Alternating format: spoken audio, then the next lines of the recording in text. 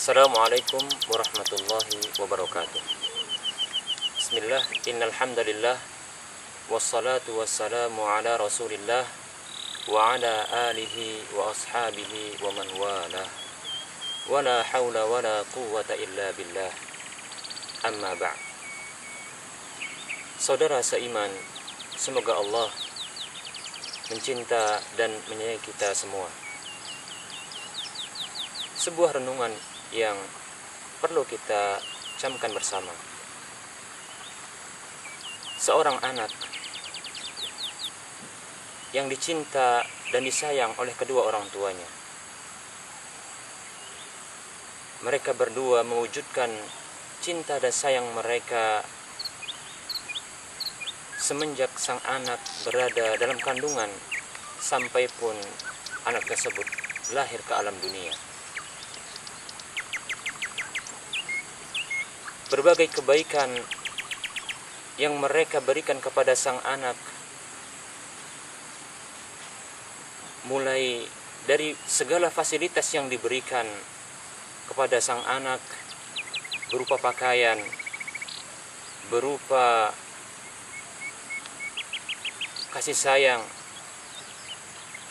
berupa apa saja yang dibutuhkan sang anak semenjak belum lahirnya sampai pun lahirnya. Kebaikan-kebaikan tersebut berlanjut semenjak sang anak dalam kandungan sampai pun lahir. Sang ibu tak henti menyusuinya. Sang ayah tak bosan mencari rezeki untuk kebutuhan nafkahnya dan nafkah keluarganya. Sang anak telah sampai umur dewasa. Apakah layak baginya tatkala dia telah berumur dewasa memberikan bakti dan ketaatan kepada selain orang tuanya? Maka akal kita, fitrah kita tidak akan membenarkannya. Demikian halnya dikarenakan banyak kebaikan, banyak jasa yang telah orang tua berikan kepadanya, maka tidak layak baginya untuk memberikan ketaatan dan bakti kepada selain keduanya. Demikian pula halnya seorang hamba yang Allah Subhanahu wa ta'ala telah menciptakannya. Lalu Allah Subhanahu wa ta'ala memberikan berbagai banyak kebaikan kepadanya, memberikan berbagai fasilitas untuk kebutuhan hidupnya, sampai dia meninggal dunia. Kebaikan yang Allah Subhanahu wa ta'ala berikan kepada sang hamba ketika dia belum ada di dunia, maka Allah Subhanahu wa ta'ala telah menyiapkan bumi untuknya. Allah Subhanahu wa ta'ala menyiapkan langit sebagai atapnya, bumi sebagai tempat berpijaknya. Kemudian Allah Subhanahu wa ta'ala menyiapkan segala fasilitas untuk kebutuhan hidupnya. Udara yang bebas dia bisa hirup tanpa biaya. Rezeki yang Allah Subhanahu wa ta'ala tujukan untuknya selama hidupnya di dunia.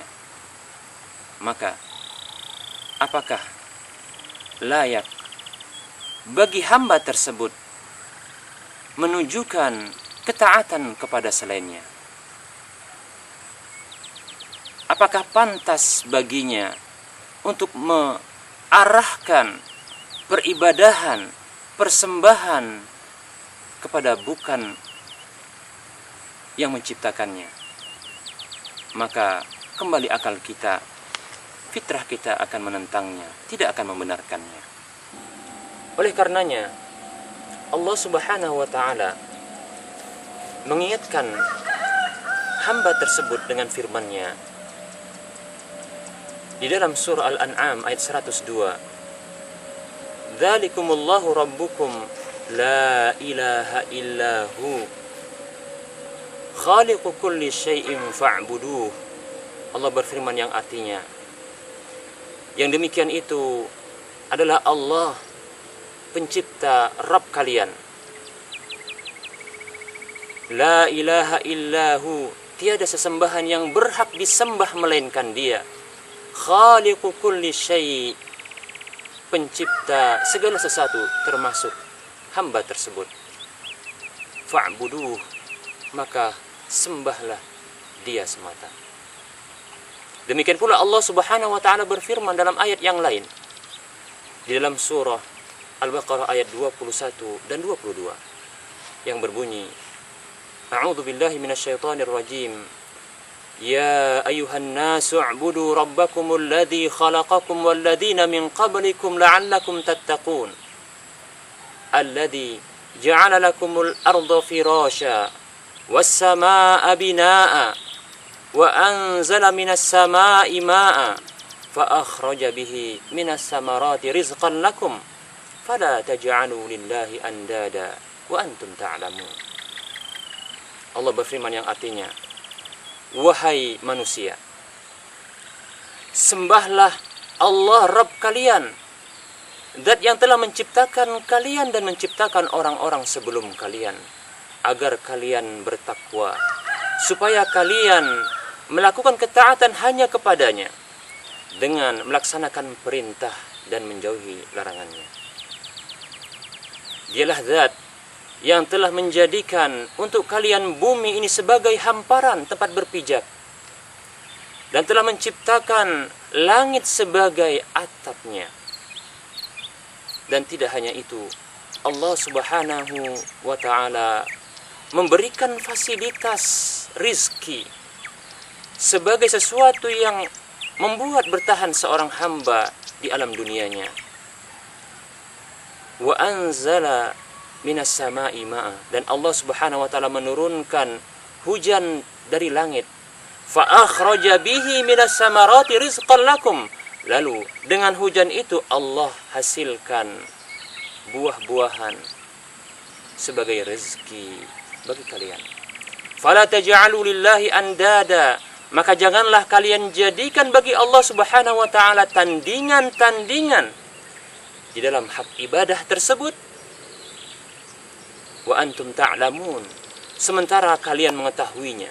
Sementara kalian mengetahui bahwasanya Allah Subhanahu wa taala yang telah menciptakan kalian, yang telah memberikan berbagai kebaikan kepada kalian, dan telah menyiapkan berbagai fasilitas kehidupan selama kalian hidup di alam dunia. Demikianlah semestinya yang dilakukan seorang hamba. Dia mesti memberikan ketaatan dan ibadah hanya kepada Allah SWT, karena itu memang hak Allah yang Allah telah tentukan bagi para hamba. Ibadah adalah kebaikan, akan tetapi Allah Subhanahu wa taala tidak membutuhkan ibadah tersebut. Allah hanya memerintahkan kepada hamba tersebut untuk beribadah, namun itu hanya kembali kepada sang hamba tersebut. Allah tidak butuh kepada alam semesta. Fa innallaha ghaniyun 'anil 'alamin. Karena sesungguhnya Allah Subhanahu wa taala Maha Kaya, tidak butuh bagi seluruh alam semesta, dari seluruh alam semesta. Surah Ali Imran ayat 97. Kebaikan-kebaikan yang diaplikasikan dalam bentuk ibadah ditujukan hanya kepada Allah, itu kembali kepada sang hamba, bukan kepada Allah.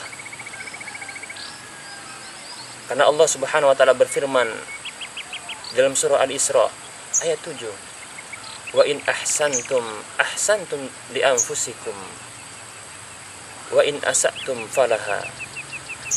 Jikalau kalian berbuat baik dengan melakukan ketaatan, maka kalian telah berbuat baik bagi diri kalian sendiri. Dan jika kalian berbuat buruk, maka keburukan pun kembali kepada diri kalian sendiri. Maka saudara-saudara seiman, mari kita berikan hak Allah ini kepada pemiliknya, yaitu Allah Subhanahu wa taala, yaitu dengan beribadah, hanya menyembah kepada Allah semata. Kita tidak menunjukkan peribadahan, penyembahan, melainkan hanya kepadanya, karena itu adalah haknya. Saudara seiman rahimani wa rahimakumullah, semoga apa yang saya sampaikan bermanfaat bagi diri saya pribadi dan kepada Anda semuanya. Akhir kalam saya ucapkan wassalamualaikum warahmatullahi wabarakatuh.